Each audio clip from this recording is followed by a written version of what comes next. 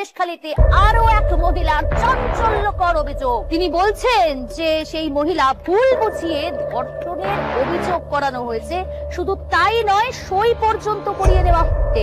ধর্ষণের ঘটনা সাজানো বলে দাবি করছেন ওই মহিলা। শাশুড়িকে ডেকে নিয়ে যায়, একটু থানায় যেতে হবে সবাই মিলে। ওখানে মহিলা কমিশন এসছে দিল্লির থেকে, খাতা কাগজ দিয়েছে, উনি সই করেন, উনি সই করেছে।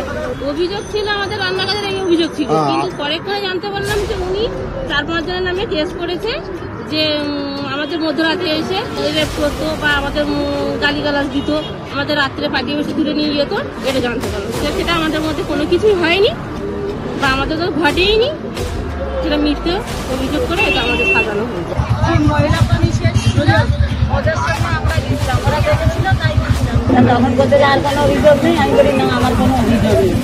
তারপরে তাহলে তুমি খাতাটা সই করিয়ে দাও, বলতো আমি ওই একটা খাতা কাগজে সই করে দিয়েছি।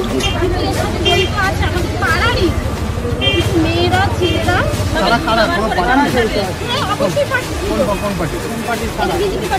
সংবাদ মাধ্যমের সামনে মুখ খোলার পরে সেই মহিলাকে প্রাণনাশের হুমকি দেওয়া হচ্ছে, সেই মহিলাকে একঘরে করে দেওয়ার হুমকি দেওয়া হচ্ছে এবং 20 লক্ষ টাকা জরিমানা করা হবে, এই ধরনের হুমকিও কিন্তু দিয়ে রাখছেন এই মহিলাকে।